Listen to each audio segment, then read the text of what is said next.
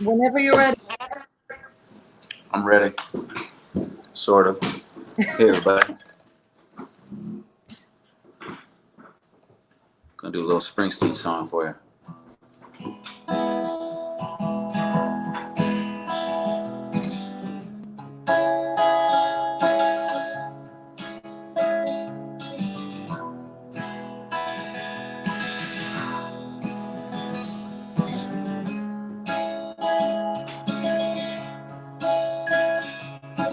Hey, little girl, is your daddy home? Did he go and leave you all alone? I got a bad desire. Oh, I'm on fire. Tell me now, baby, is he good to you? Can he do to you the things that I do? I can take you high. Oh, I'm on fire.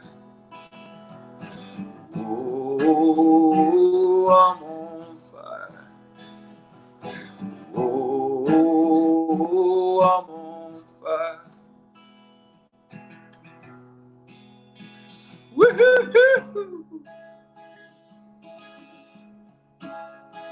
Woo-hoo-hoo.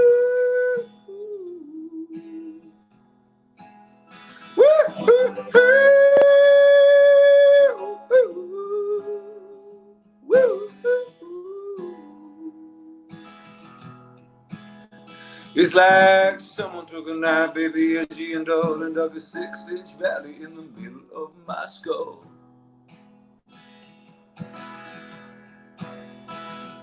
Last night I woke up with the sheets soaking wet and a freight train running through the middle of my head. Only you can cool my desire.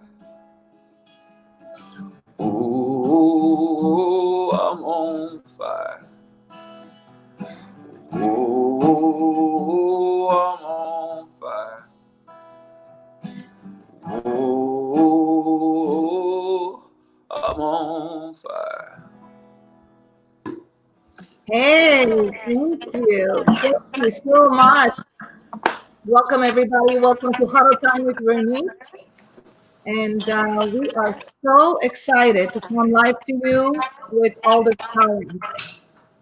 There's a I little, wrote, there's a little bit of echo right there. We're trying to figure this out. So, and anybody who comes in, let us know how is the sound coming out of your end. It might be just me. It might be just you guys. So let me know when you come in. I would like to say hello to Aldous Collins. Aldous has been um, a hey, everybody. Hi, Ronit. Thank you for having me. hey, thank you for coming in today and spending time with us. Beauty industry. Aldous is a Boston-based artist. He's a musician. He's an artist. He's a philanthropist, and he's a lead singer of Aldous Collins Band. So, welcome to the show. Excited to be here. You've always been really nice to me, so I'm happy to be a part of what you got going on. Oh, thank you. And we're just excited to have you here and to speak about things that really matters right now and how things are your end. What have you been doing the past 3 months? Well, it's been a super interesting time to me. Of course, being a musician, musicians have been hurt pretty hard by this, but I do other things and I try to bob and weave through it. But as a musician, for the first couple months, I kind of made a choice to just work on myself as a solo player and be a little better. So I went from playing not solo at all to doing a lot of online shows that I chose to, do a fundraiser called the Spiritual Gangster. And all those shows had people watching, and I took over people's pages, and some funds were raised to just help out some restaurants, some friends, and just people that I could try to help out with my music. It was a really interesting and very rewarding experience. That's great. So, and I know that you've been just played for the first time outdoors. in a big house in Maine, and we were just talking about it. How was it to be back into actually being around people? It's different. To be honest, it's different. I mean, yeah, it's a different world, but to be honest, it's just an adjustment, but we're happy to be doing it and to be out there, and I'm really I'm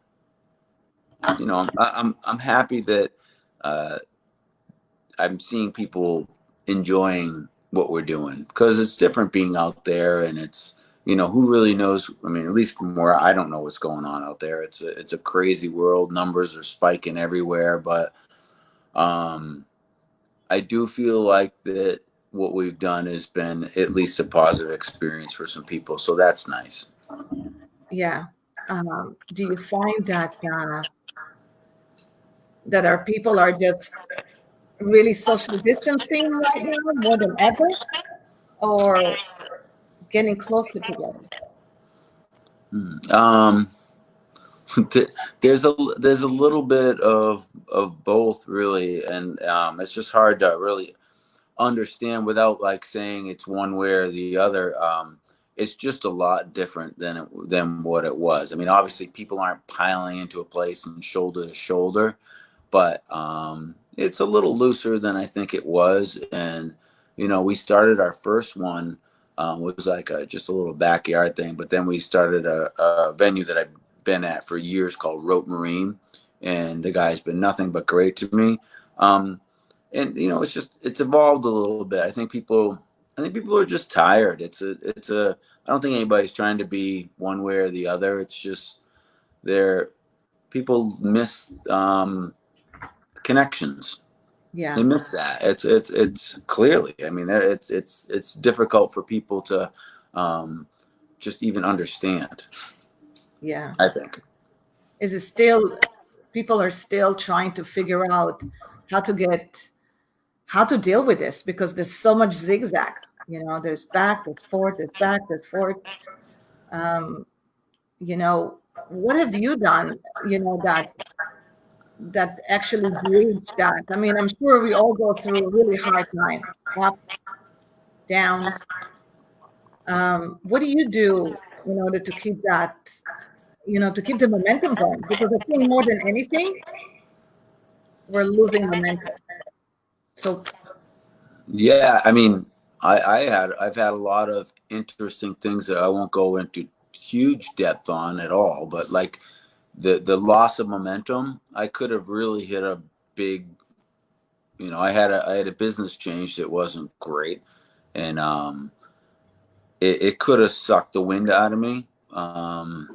And fortunately it didn't. And I think that, I have a family that I'm very grateful for, and I have other things that I do that I'm very grateful for. So I'm working on those, and I'm trying to keep my eyes on what could be ahead. So I'm always open to certain things, but I'm protective too. Like I've worked really hard to, you know, put myself out there, and it's not easy as a musician and an artist. Like right now, I mean, musician and artists are, they're it is really tough.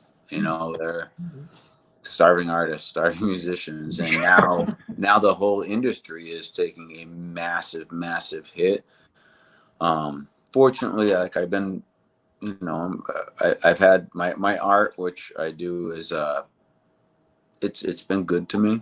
And one thing that I had that I've done recently, which I think you might have shared, I'm not sure, but I know you bought some shirts, so thank you for yeah, that. yeah, But I had a mural that I wanted to do, which is like a one love mural, and I put a finger like this in the middle of a heart and did one love, and then I put all the countries in the world around it.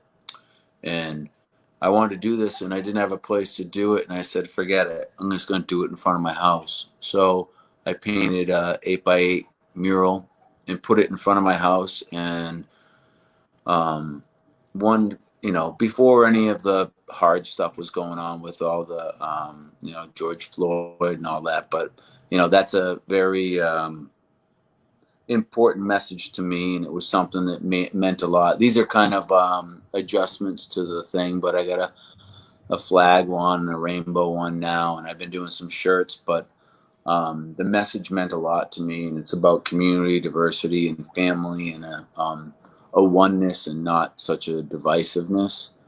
So I was able to somehow, like you said, what do I do to deal with the change? And I just decided to do that mural, and the next thing you know, I've been selling T-shirts and stuff and spreading that message. And although it's been pretty good, more important to me than any financial reward, which is always good to have a financial reward in life because it is and it's healthy, but like it's been a validation of just things I believe in, and to see people respond to it is I'm very grateful for that. You know, That's how, between that and the spiritual gangster tour and just spending some nice time with my family, uh, those are some very positive things that has happened to me through this weird, ambiguous time. yeah. Well, you're expecting right now your seventh child. Blended family, but our seventh together, yes. Well, it's two families joined together, and I think that I mean, I can't keep up with you actually because I was counting, and I'm like, is this five? Is this six? And there's another one coming up. Mm. That's a big family. Maybe. Go ahead. How do you guys work together? Because you have some teenagers, young teenagers in the family, and then you have another one coming up. How do you guys have fun, and especially when you all locked down 3 months? Um, Fortunately, well, like right now, the kids are starting to have some activities, which I'm regretting a little bit because now I'm driving all over the place, which is hard. But the kids are having some activities and hanging out with some friends, and that's kind of evolved. But during quarantine, to have all these kids, there was some parts of it which aren't completely always like that, but some parts where they actually enjoyed, um, you know, even though they didn't get their friends, there's six kids in it. One kid's got five other siblings to play with, and sometimes we had fights, and sometimes we had great fun stuff. So, very lucky for that. I loved when when we started the lockdown. Every morning you were committed to come and sing to the world.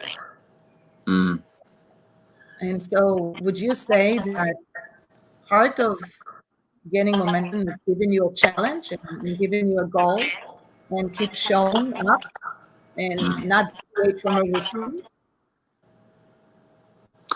Definitely. I think if you don't have something to um, set your sights upon, and however big or however small, you need something to set your mind to, something to accomplish and to feel good about. It's funny. Like I was thinking about that earlier. Like it's very difficult to find what is going to like feed you, your Mhm. soul, and feed your pocket and feed your life, whatever you need to do. But I think it's super important to have something that gives you in all those aspects. And maybe you have to pull from different parts of your life. But I do believe that, yeah, I think you need something to be accountable for. Like you got to think about what you want to do. I mean, and do it. So, how many of these interviews have you done? Well, we're in our 3.5 months. We've done about 30 of them. That's a lot. Yeah, it's a lot. And to even do this interview, I had to learn how to interview, right? Because that's something that I needed to learn, and I invested a lot of time in. And I know we have sound system issues right now, we even perfected our sound system that was working great now. But it's a lot. It requires a lot of energy. Well, on the note of what you're saying, I can't imagine that, nothing ever goes perfect. It's just life. I mean, maybe here and there, but overall, it's a very interesting experience. But so I've done a lot of interviews, and I'm listening to you, and the way that you're conducting this, you're doing a good interview. I think you're very thoughtful. You put a lot of work into it. Thank you. That's what I see. Thank you. I do. I research just to even, I know you and I know a lot about you, but to really know you, first of all, it was just joyful to just listen to you every morning. I was looking forward to every morning to get up. As a matter of fact, I think that without music, there's not really much flavor into it. So just by listening to good music and understanding your words, your lyrics, it says a lot about you. So just to read your lyrics, that even my favorite song these days is Good Morning. Good Morning is a great song. What were you thinking when you were writing the song? That was actually, it was odd. It was like in the winter months a few years ago, I wrote that. And I was doing a songwriting binge where I wrote a song a day. I read a lot of songs, and some of them I'd never share just because whatever, they don't get there, or I just don't, or I write them and I don't know, whatever. Anyway, that song, I think I was probably in a space where I was appreciative of my family, and I was hopeful, and just thinking about what it's like to take on the day and be thankful and happy, and how it's not just about me, and it's about, I have kids from Ethiopia. I have, biological, step kids. It's like, so what happens for me is that the whole love in general is super important. So there's a very repetitive way about what I write, because in some way I'm all coming back to the same thing. And oddly, I never even thought about this until right now, but there is a connection between Good Morning and One Love. I'm like, I list a bunch of countries and different languages in that song, but it's like, I don't know. I think it's really important to think about what you want to be in life and how you want to conduct yourself. And that doesn't mean you won't make mistakes. I make mistakes. I've messed up plenty, but it's really important for me to be find ways to be as kind as I can be, and move through dark areas, and still try to do the best I can do. And writing songs helps you going through this. Yeah, I would say it's just something that happens to me, but I can't imagine that there's no therapy in it. Well, do you write other than that? I know you paint a lot. I know for me to go through anything in life is a process of writing. I would say I write at least an hour to 2 hours a day. So that's a lot. It's like, yeah, but it's amazing. I think if you work on writing and you're intentional about the process of thinking, if you just think all the time, it stays in the brain and it does nothing for you. But it's somehow you have to deliver it into a canvas or painting, or music, or just journalism. Well, that's an interesting thing about music. First, it's a 3-step process. You think of it, you create it, and then you put it out there. Same, I guess it's the same as writing too. But what happens with me is that if I don't record it or video it, I do a video of a lot of stuff because it's just an inexpensive and quick way to acknowledge something that I've done. But I don't if I don't catalog it, then I haven't let it off into the world to see what happened to it. So it's kind of weird. You can lose a lot of ideas that might be more monumental than you think, or you could put out ideas that are more monumental than you think. And, you could be in a moment where like, oh, this means so much to me, but it just doesn't mean much to other people, but that's okay. It's just part of the process. What does it take to write a song? They come in different ways. I mean, I write with the band a little bit, and sometimes I just hear something and it conjures up a feeling. And with the band, I probably can go down a road of writing more lighthearted stuff. Not that my stuff is heavy, but it isn't. But uh, those are more driven by emotion. There's an emotion of like a chord or a drum beat or something like that it actually it sets the stage for you, and then you just write around it. And then solo I could just be driving down the road and be like blah blah blah blah blah, and be like, I think that's a good idea, and then I'll go down and I'll grab my guitar and then I'll play it. Okay. Do the songs come? Do the lyrics come into your mind first, or the rhythm? Both. I mean, both really. It just depends. It really varies.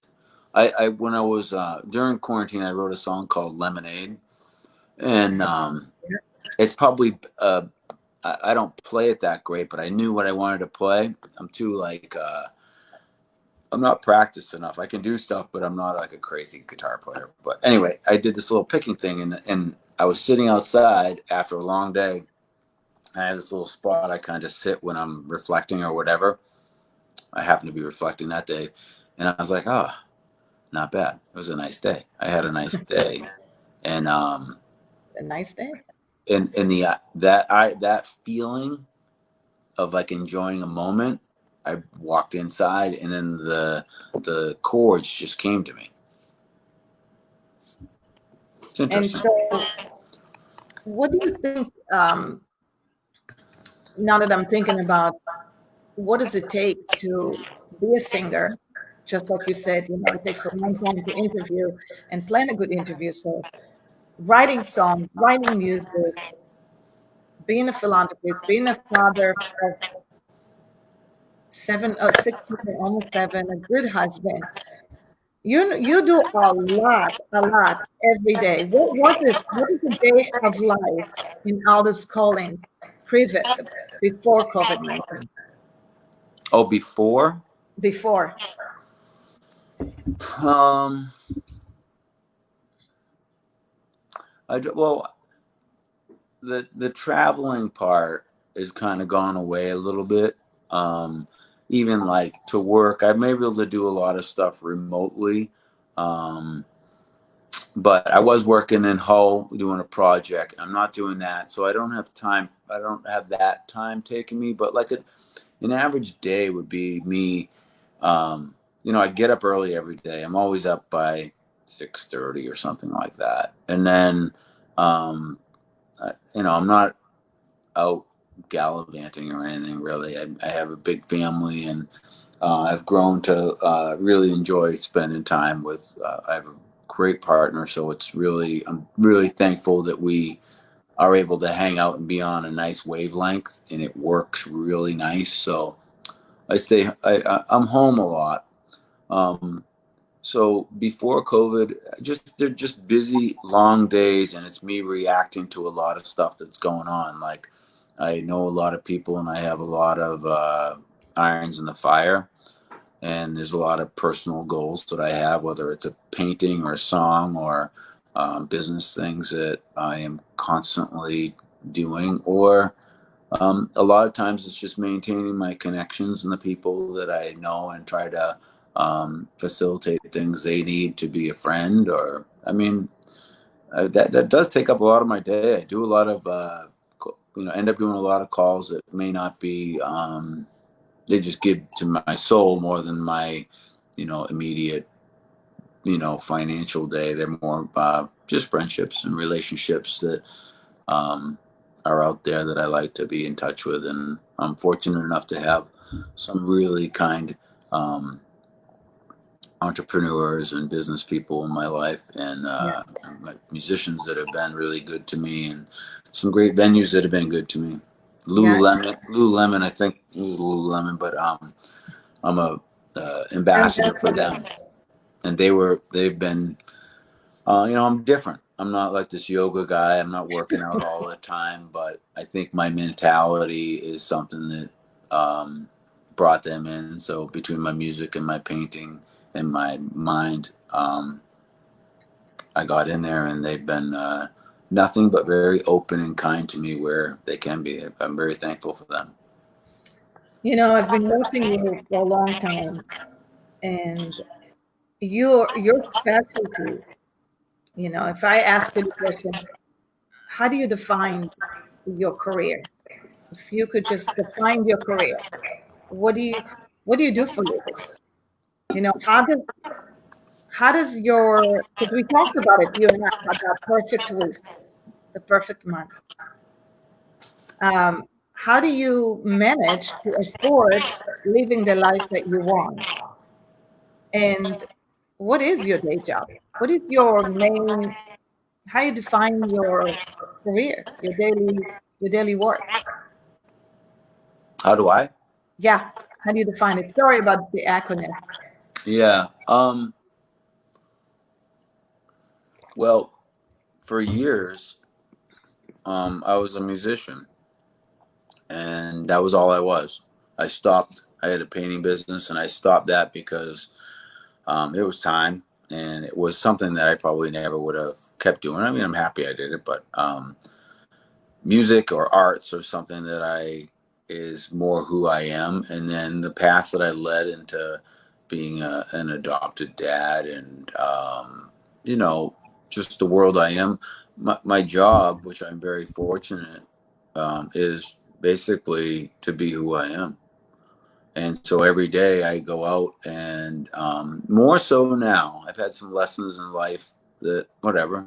Um, but it is very important to me that even if something's hard, if I believe in it, um, I mean, I, I was raised by a very kind woman. My mom and my dad too, but my mother's been insanely kind to me, and my dad's been very supportive, and they're real too. And I think that that's helped me just be um, like my living is kind of about, I do stuff and I have to create. So being a creative soul is my living, and that happens in business. Like I have ideas. I'm a creative director at a job too, which the company's great to me, and I'm very thankful. But like it's all about following my path and being very true and open to my inspirations. I think when I'm not, and I let other people dictate what my moves are, then I fall short of what I should be doing. I love that. So, love to dig inside of that one. How can you kind of like block off the noise and follow the truth, follow who you really are, and not let other opinion affect what you really want to do? What do you do in order to do that? I mean, were you always like that? Well, I think I've suffered, to be honest, and I think it's something that everybody suffers at. I've suffered for my whole life of not really following. I've been weird. I'm a weirdo. Like I've been a musician, artist, and it's not an easy life. I've had financial struggles. Right now, I'm good, but I've had a hard life. Haven't had relationships that have been worked. And brought upon more challenges. But I love to stay busy, and I love to stay hopeful, and I try my best to be kind to other people. And I think that um, I just try to stay true and learn every day from what I screwed up on the day before. I try. Okay, so being kind is something that you've always practiced. I mean, I watch you. You got such a great community. So if anything, I think you are a community builder. And if I look around you, you're always surrounded with so many great friends. And if anything, I think that's probably the source of happiness for yourself. Is that, what do you think? And, and it's nice to explore it to the beauty professionals that are our viewers. In a way, we are artists, and we got hit really bad with not being able to do the art that we know how to do. And we got shut down. And now we're able to go back and do things differently, do things better for ourselves, like find the true and reimagine my life the way it could be. Do you feel that those 3 months gave you those type of lessons?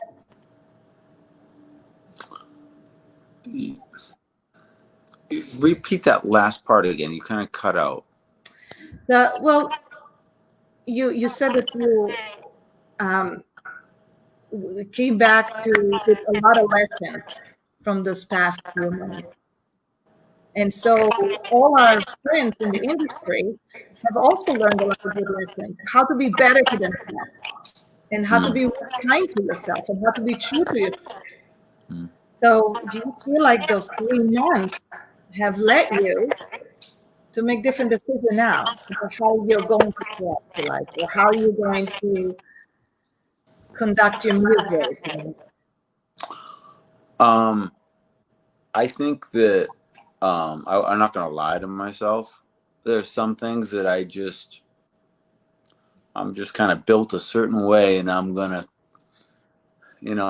I hope for the best. And I know I am very confident that if I did some things different, I would have much better results. But Mhm. some of them have to do with other people, and it's just not going to change. But I would say that as far as like evaluating, like, changes and being adapting, the biggest thing that has still been prominent in my life, but maybe more so. Sometimes I think that you can be kind and maybe you're not so kind to somebody else, and they might see something else. And I think that um, my true goal, like, which it has been there, but I'm aspiring to be a little cleaner about how I deliver what I do and how I communicate. And I want to be very forthright in my dealings, so there's no miscommunication or Ambiguous. differences of expectations. And I don't think that I've been unclear, but I think that I'm going to be more clear. And I think, and first and foremost, I think that the old saying is, you know, I don't know this one. I know the other one I was going to say, but basically, if you're not going to be kind to people, then um, I don't know. I mean, I do see a lot of people have success and they're not kind, but that just doesn't feel like. I think that when I deal with people, I want them to be very, um, want them to feel like I care about them, Yeah. and that might mean that it's not going to be as profitable for me, but I'd I'd rather have a combo and not be as wealthy and have a combo of um, some kindness. Yeah. I'm really driven. And I'm going around a roundabout way of saying this because it's a very peculiar, weird thing to say. But You're I'm, driven I'm by kindness. what? You're driven by kindness. Like I am. I think life is so hard, and I think people are struggling a lot. And I think that empathy is a very difficult thing to like grab onto. So in your industry, which we haven't really we've just brushed upon, but I know a lot of people in your industry, and it's been a crazy road. It's hard, to be honest. There's a lot of comparisons. It's an art, and Yeah. it's closed. So you guys have had a lot of restrictions. You got a lot of time off, and it's scary. Yeah. But I think that you know if you really pursue it as something that you love, then maybe through this darkness you'll find this weird, beautiful thing about it that might make you more fired up than ever before, maybe, or just more grateful. I don't know. I love that. I mean, you're really touching on the element of being happy. If you're passionate about something and you really love doing because you love doing it, then you find the beauty in it. So, get back into basics of actually loving what you're doing and creating the art that you love doing. Mm. And that bring that gratefulness and be kind to other people. And I think if you really focus on love, and which is what it is, it's being kind, having empathy, be good to yourself, right? I think you get to the point where you actually don't need more than that. I, I'm always looking to be successful because I have a complicated, big life, and more sounds better. But I don't want so much that I'm detached and that I don't. Not that I'm even close to that, but like, uh, I don't want to be ever be in a position where I'm unempathetic and that I'm just stepping on people. And I think that if you can have an understanding and a lovingness about you, and you can think about what other people are going through, um, while being smart and caring about yourself, I think that your whatever avenue you're doing will have a more rewarding result. Because if you're just going through motions and trying to get, we all have to get paid because nobody wants to be struggling, and I know a lot of people are. But if you're doing something and you can find a way to be grateful and find a reward out of it, um, then you're going to be a lot happier in your life, I think. I know Absolutely. that I don't wake up every day and say, I'm gonna let's go. I don't have that energy, but I have the energy that I wake up and I'm not ungrateful. Even with my challenges, my life is busy, but I'm very grateful for what I have. I know. You talk a lot about being busy. Describe me a day at Aldous now. For the rest of the day, maybe. A day in your life. Well, I mean, I get up early. We have our kids halftime. We have there's six. They have a lot of things that they do. I have a bunch of different jobs. So I'm on. So today, this would be my. I had two Zoom meetings already. I had about five phone calls. Um, let's see. Made breakfast for my kids. One of them's waiting for me to do something with her. The young one, Reese. Um, it's just a very, then after this, it's like I have to mail out some shirts because I'm gonna be sorry if you're waiting on your shirt. I'm behind. I know. Where is it? Well, actually, all the Miranda clients. has yours. What's that? Miranda's got yours, I I know. think. but it's like it's I'm just going from one thing to the other all the time, and I have a lot of phone calls, a lot of like thoughts, and I got to be a good partner. I got to be present for her. We're waiting for the baby. I mean, to be honest, it's just very busy. It's hard to describe. It's busy. Do you like being Always this something. busy? What's that? Do you love being this busy? Um, yeah, I kind of always have been. In a weird way, I always find something to make me nuts. But I think that I like a little bit of chaos. It's how my mind works. I'm not very I'm organized in some ways, but I think chaos helps me focus in a weird way. Mm. Having a lot of things like forces you to prioritize what needs to be done, and then you all of a sudden you're setting and accomplishing goals because you have no choice. Well, I realize that. I think that you need chaos to be focused. I like that because I think many times that's how I am. I always feel I'm so busy, so busy, so busy. But am I effectively busy? Sometimes I wonder about that. We talked about that. How effective are we in our day? And do we focus on the efficient things or we don't? Do we waste a lot of time on things that don't matter? You know, being That's a, productive.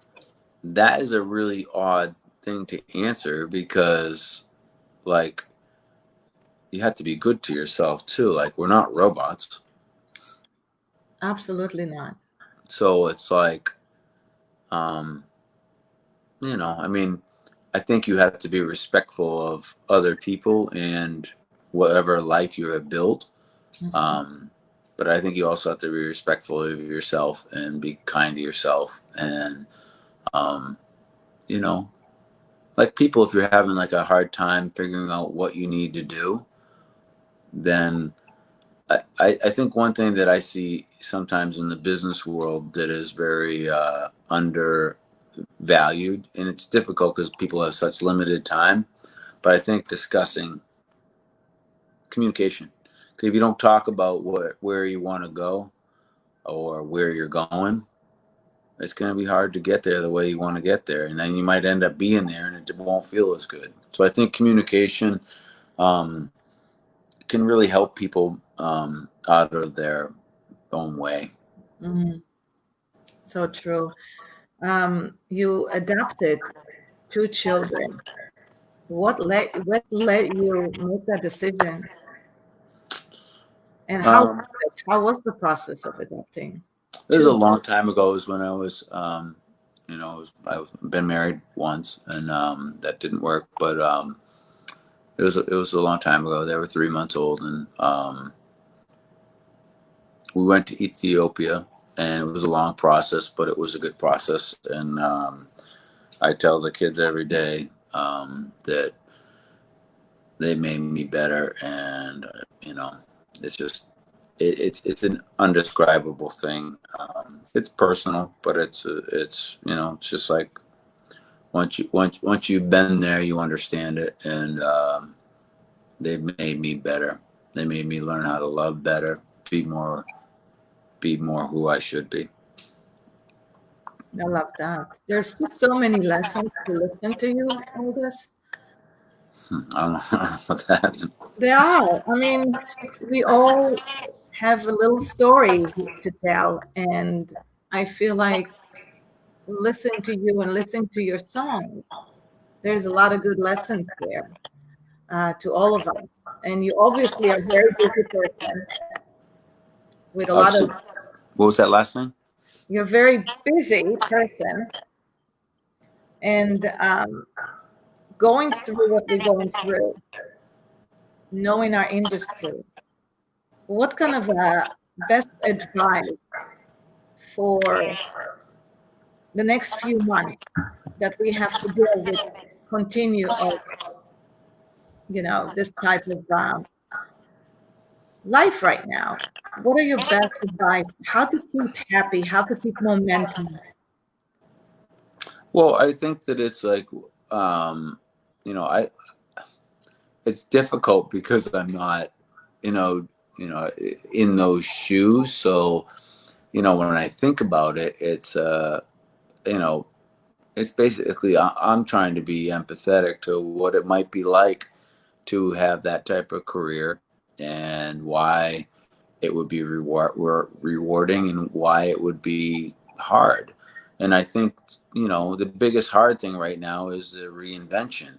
What does somebody do when, these stimulus packages run out, when, their clientele has changed? Will it ever be the same? Um, and I think that, uh, you know, I, one really interesting thing is that I find a lot of hairdressers or and people in the beauty field in general, they're very selfless. Is that true? I don't know, but from what I know, they're very giving. Yeah. Um, so maybe like if it was me, I'd be like trying to explore. Well, what is it in my day? that feels like I have, what is the biggest gift that I have in the process of what I'm doing that could be exposed more?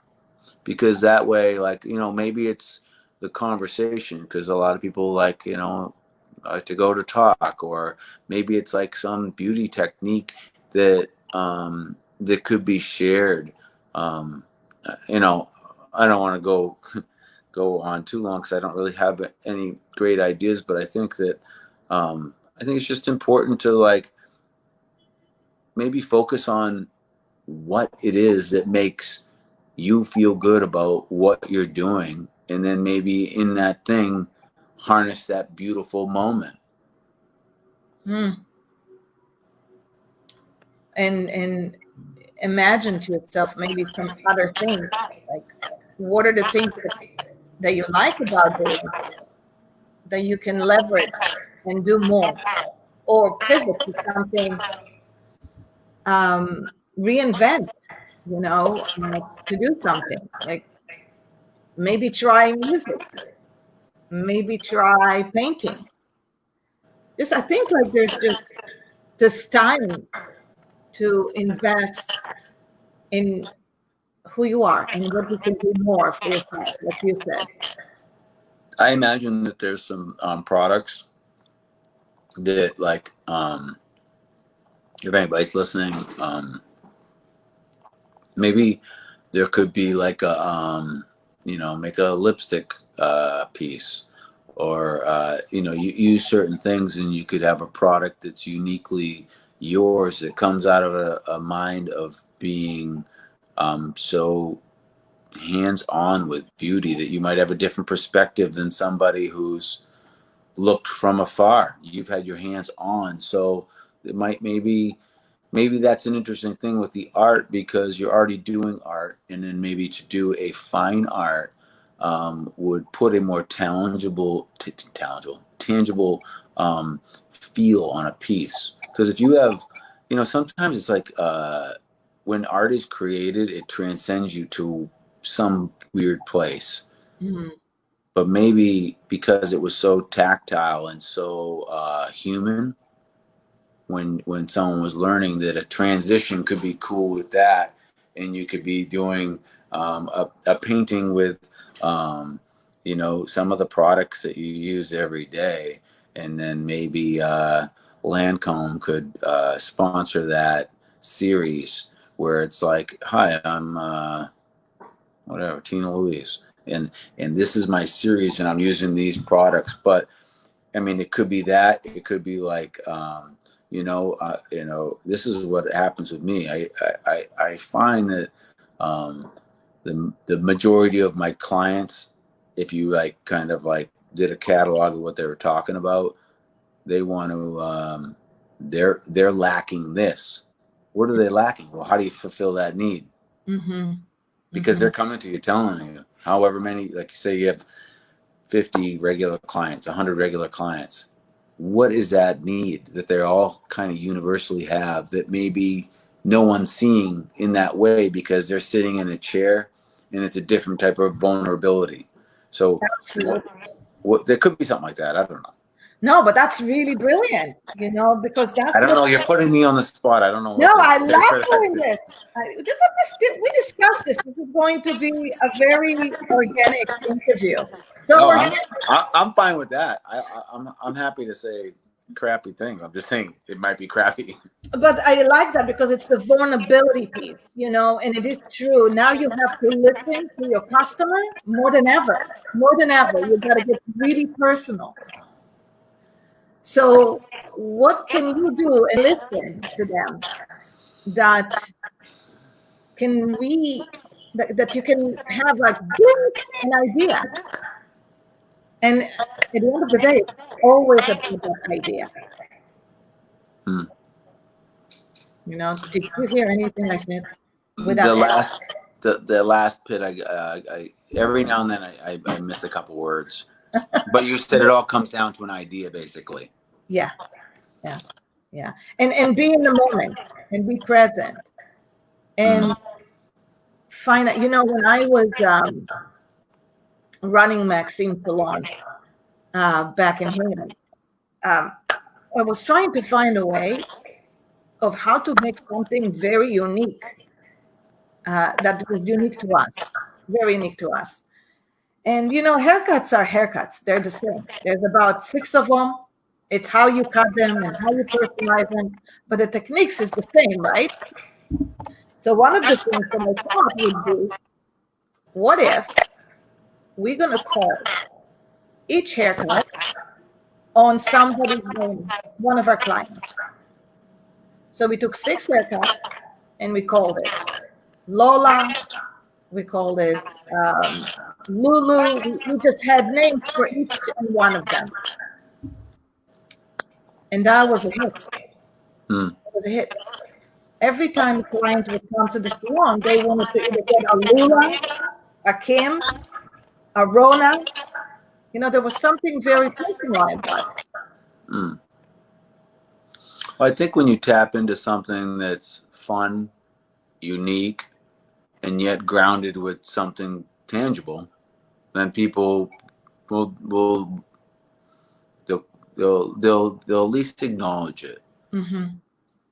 And I think that I you're saying the vulnerability thing again. I do think that being in a position where you've listened to people in a vulnerable position, what it's different for everybody.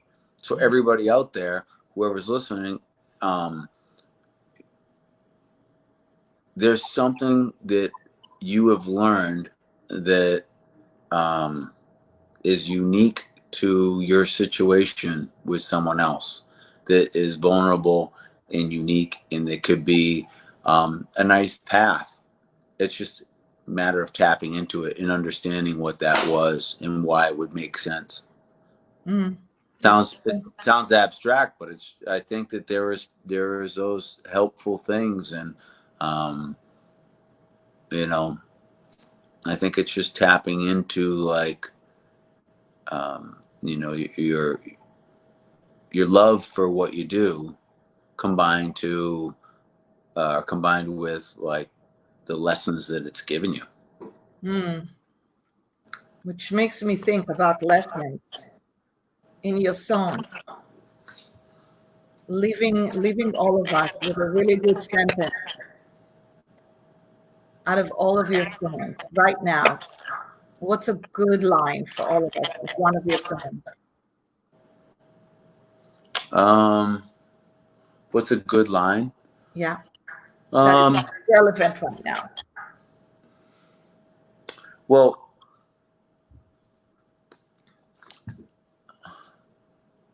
one that I really like is "It's Not My Line."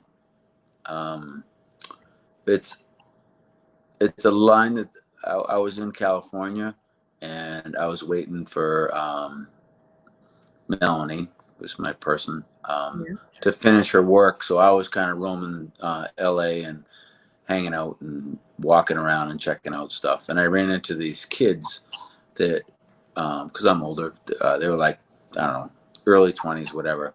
They were skateboarding around, and I just talked to them, and I was like, oh, what's going on? And then I ended up getting a beer with, it was like, I think they were a couple, I don't know. But very, like, hippie kids. And I grew up in New Hampshire, so I'm kind of a hippie. But they said, this girl said, today something great is going to happen because I want it to. And love it. She heard that from her dad. And I went and sat down. And at this point, I had been working with Life is Good a lot. And they're a super optimistic company. They're friends. I'm friends with them, the owners of it. They're really good guys, and I think they really try to put out a nice message. And I like their message. The message is great. But so I wrote this whole song, and at that point, I was like the Life is Good house band. So I wanted them to pick it up, but they don't. They really kind of they don't. I just got one guy that they do stuff with, but it's very their product. That's it. Right. Life is good. That's it. Luckily. So I have a song called "Do What You Love," um, Hmm. and this girl, meeting her and me being like, "What was that you just said?" And taking those words and starting my song saying, "Today something great is going to happen because I want it to." That I like that. Like I'm not so in the clouds that I think that I can totally control my day. Or I don't even know. Maybe that isn't clouds, but that's not how I think. But I'm not opposed to trying to think like that and to put out a message where it's okay to think like that and to be, um, encourage yourself and encourage others and be positive every day. So today, something great is going to happen because I want it to. Because I wanted to. Love that. Now, for all of us out there, you started your painting career a little bit later in your time, Sort of, yeah. and your music career as well. Not very early in your childhood, but yet it's what's defined you right now. It's been um, surrounding yourself with music and art. If we wanted to start that, what would be the best way to start painting or to start writing songs and bringing more music in your life in that way? Um, well, it's funny. Like, uh, the best way to start is you just do it. Um, and without saying crazy swears, because I like to swear all the time. I don't really mean That's a much. Boston thing. What? That's a Oh, well, Boston thing. no, I don't know what it is. I just I use them more as like not negatively, like more as emphatic. Yeah, I love swearing. But I think that in order to like really put yourself out there, there has to be a point where you just don't give a shit. Yeah, Life is so hard. We're judged all the time. People say whatever, and um, you know, I when I started playing music, I was so closed. I play and I'm like, "Eh," like I was very timid for years, kind of. Um, and then I just got to a point where in my life where I said, I don't know what happened. To be honest, I really don't. But I know that there was a moment where I just didn't care. Like you always care. mm. We're always wearing our heart on our sleeve, or we're always All worried about what people say. But I think it's important to do arts is to be okay with putting out a shitty product. mm. You know what? You're never going to get to something amazing if you don't try. And I think that um, producing is the key. You have to produce and you have to be willing to look at what you do as crap or not caring and saying, you know what, this is beautiful to me. Not be too judgmental about yourself and Yeah, do it. but you also have to have a thick skin and be ready to um, Feedback. hear a lot of crap. I've heard tons of crap. It is what it is, and at the end of the day, I'm not putting out things to get a laundry list of how to do them better. I put out stuff because it's in me, and for whatever reason that happened, and now I put it out. So if you want to put out something, um, I suggest just doing it. Don't care. Be around people who support you, whether it's whether that you are a virtuoso or not. Just surround yourself with good people, be good to other people, support yourself, your family, and do the best you can to be a good human. And I think that being a good human is being open and trying things without that aren't damaging to others. Yeah. And you know what? With that in mind, I think we're going to say goodbye to everybody. Okay, great. Thank And, you. and I really appreciate you coming in. I still don't know why there is echo. I have not done anything different. So something is open. Some application is open, I think. Mm. But you were not on the echo side. So Well, um, sometimes they happen. To be honest, the echo kind of made me focus more on what you were saying because I had to really listen. That's good. It's positive. Yeah. And I'm listening to me, and I'm like, oh, I can't listen to my echo anymore. But it made me be more focused on your words too. Well, I really appreciate who you are, and I think that watching you, and you're very formulaic, planning, organized, thoughtful, and kind. Thank you. I think you're trying to do the best you can do, and you're doing it. And I'm very happy to be a part of it and to be your friend. So thank you for having me. Well, thank you for saying those kind words. Oh, you just went away. Oh, am I? Your volume's down. Where'd you go? Oh, hold on. Maybe hold on. Your volume's out. How'd that But happen? now, is that at all? Oh man. Oh, I got no volume now. That's I weird. can hear you. I can hear the you. host, you muted my mic. Ah, well, I heard everything you said. Somehow. I can't hear a word you're saying. No? What the heck? Can you hear me now? It says host muted my mic. Host has muted. I'm going to snap a picture. I did. Well, listen, thank you so much. I really appreciate being on. Well, thank you for having us on. Thank you for being here, Aldous. For anybody who listened to us, I really appreciate being on, and I can't hear anything you're saying. But I will see you around. Thank you. Peace. Cheers. Cheers. Bye, everybody. I know you can hear us. Everybody can hear us. I know that. So I don't know what's going on. There's a little bit of some challenges. But isn't Aldous amazing? Seriously, he is just unbelievable. And so thank you so much, Aldous, for coming in.